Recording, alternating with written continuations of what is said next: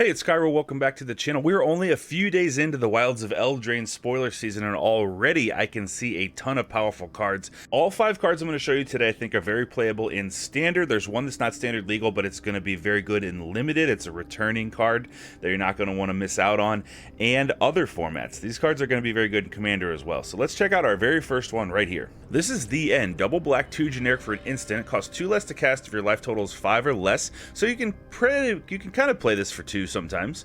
You can exile target creature or planeswalker, search its controller's graveyard, hand, or library for any number of cards with the same name as that permanent, and exile them. That player shuffles, then draws a card for each card exiled from their hand this way. So they do get cards to replace them, but this is going to be great for getting rid of somebody's win con. They play something, you're like, nope, get rid of that and all copies of it throughout the game. And let's just say that you have Shieldred on the field and you exile one of their things from the board and they have another one in their hand. There's some incidental life loss there.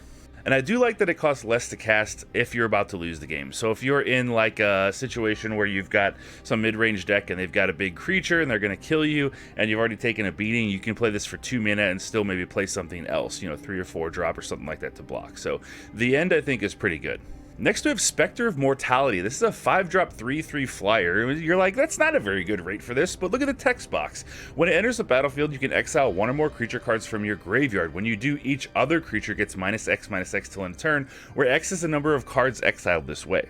Now, if you don't care about your graveyard, those cards aren't any use to you anyway, so you can drop Specter of Mortality, kill everything on the board, and still have a 3/3 flyer. Maybe you got some damage in and you're already just wanting to close out the game with a flyer, or maybe you're in sort of a mid-rangey control strategy where your opponent is way more aggressive than you and they have a bunch of 1/1s, 2/2s, 3/3s, things like that. You can drop Specter Mortality, exile 1 or 2 cards from your graveyard, and leave your 4/4s or 4/5s or 6/6s or whatever alive. And that is brutal because that's a one-sided board wipe. So tunable board wipes like this, in the vein of Meathook Massacre, have been very good in the past. So good, in fact, that Meathook Massacre has been banned in Standard.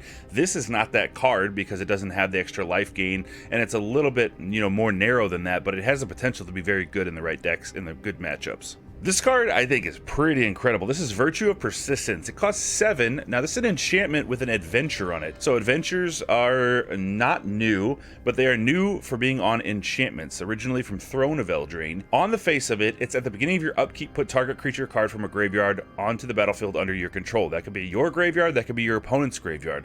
So if they're playing better creatures than you can take their stuff, you can put your stuff. If you're playing a Reanimator strategy, very, very good. But also, Locthwain Scorn. As an adventure, 2-drop sorcery, target creature gets -3/-3 till end of turn, and you gain 2 life. This is very good just because of the 2 modes on it, right? If you have a 6 or 7 cost thing that's going to reanimate something back from the graveyard only once, it sucks to draw it early in the game, but not with Virtue of Persistence, because you do have this removal to buy you time and stabilize the board to get your reanimator target back out. So just having those 2 modes and getting that value off of it is going to make this very good in Standard. We have Itali, we have Atraxa, we have really good reanimator targets, and this is going to be awesome for Commander too.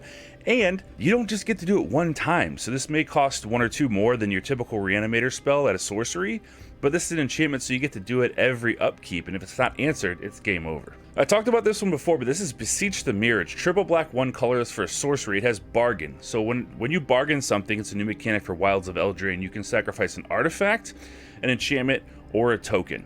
And you can search your library for a card, exile it face down, then shuffle. And if the spell was bargained, you may cast the exiled cost without paying its mana cost if that spell's mana value is 4 or less.